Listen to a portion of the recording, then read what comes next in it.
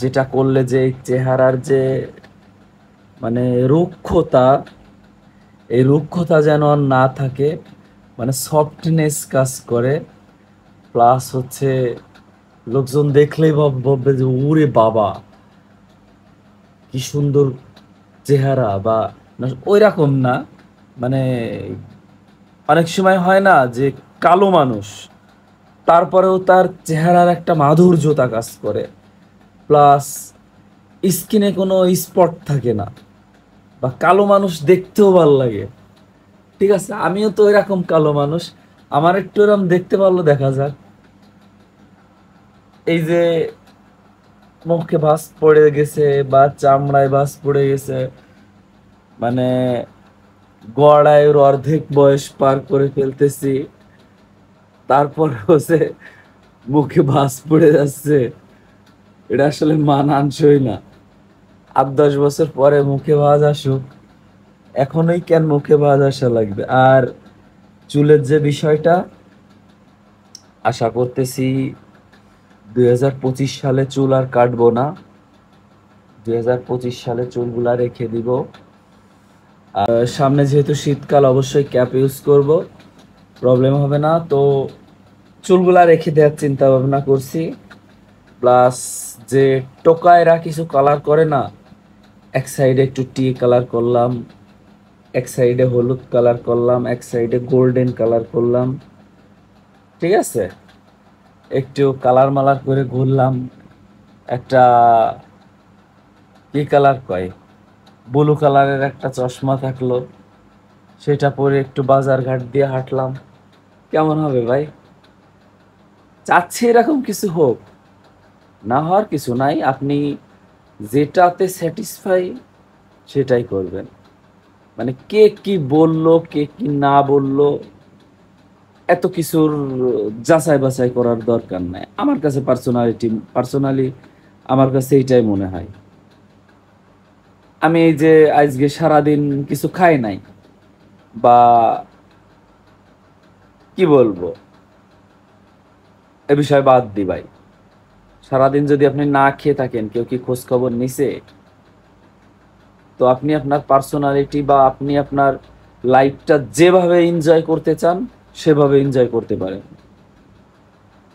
সমাজ বহির্ভূত কোনো কিছু না হইলেই হলো।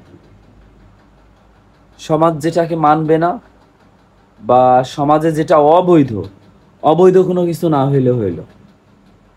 অ- অবৈধ কোনো কিছু করতেছি না, তাহলে আপনার সমস্যাটা কি? এত পার্সোনালিটি কোথা থেকে আসে মানুষের? পার্সোনালিটির কাজ কি ভাই? আপনি আপনার লাইফটা এনজয় করতে পারতেছেন না আশেপাশের লোকজনের কারণে, আপনি আপনার লাইফটা কি মানুষের জন্য নষ্ট করবেন? আপনি আপনার লাইফটা এনজয় করেন। কে কি বলল, কে কি না বলল, এত কিছু দেখতে হবে কেন? অবৈধ কোনো কিছু করার দরকার নাই। বৈধভাবে থাকেন, নিজের ইচ্ছা মতন চলেন, নিজের ইচ্ছা মতন খান, নিজের ফ্যামিলির লোকজনের কথাবার্তা শোনেন, নিজের ফ্যামিলি নিজের ফ্যামিলিরে প্রায়োরিটি দেন, ব্যাস। আর কি লাগে? আশেপাশের লোক কি বলল কি না বলল অত কিছু যাচাই বাছাই করার সময় নেই।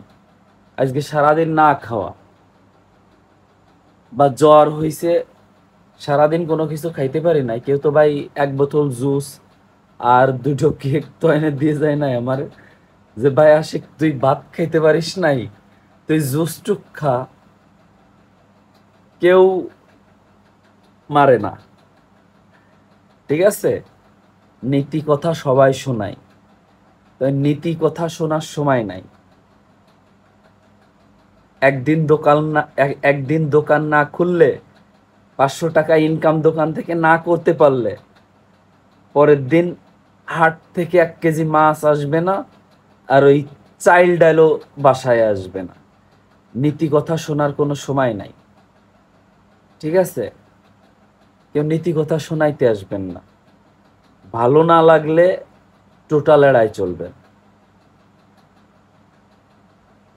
আমার আপনার ভালো নাই লাগতে পারে।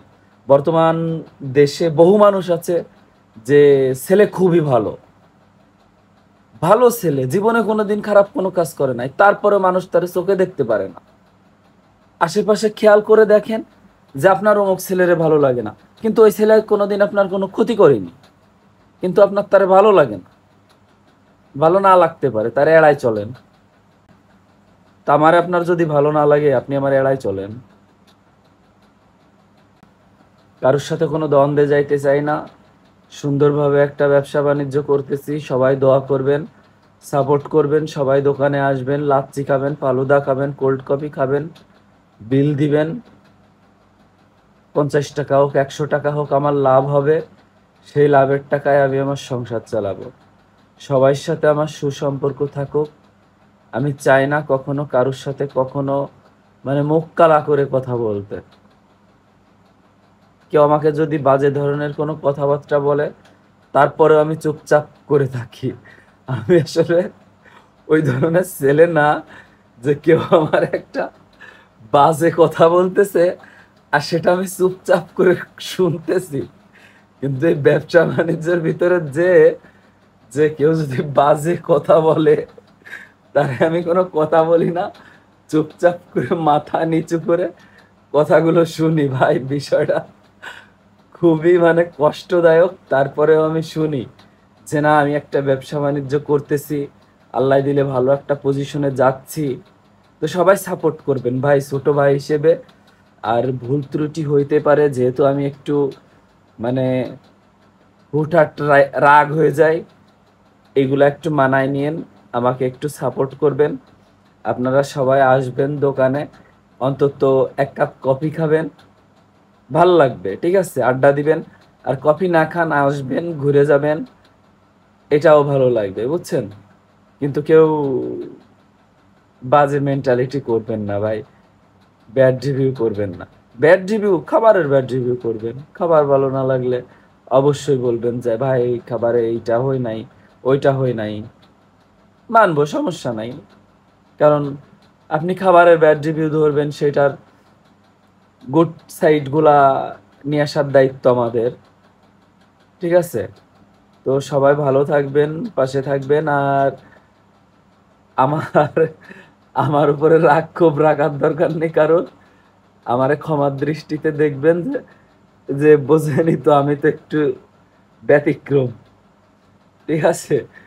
সবাই ভালো থাকবেন, সুস্থ থাকবেন, আর আড্ডা করে অবশ্যই আসবেন, দোয়া রইল। আর আমার উপর ব্যক্তিগত যদি কারোর রাগ থাকে, অবশ্যই আমার সাথে ব্যক্তিগতভাবে আলোচনা করবেন। আমি দেখি অন্তত কিছু ওই কি বলে মেরিন্ডা ফান্টা খাওয়াই টায় রাগটা কমানো যায় কিনা। ধন্যবাদ, সবাইকে, ভালো থাকবেন।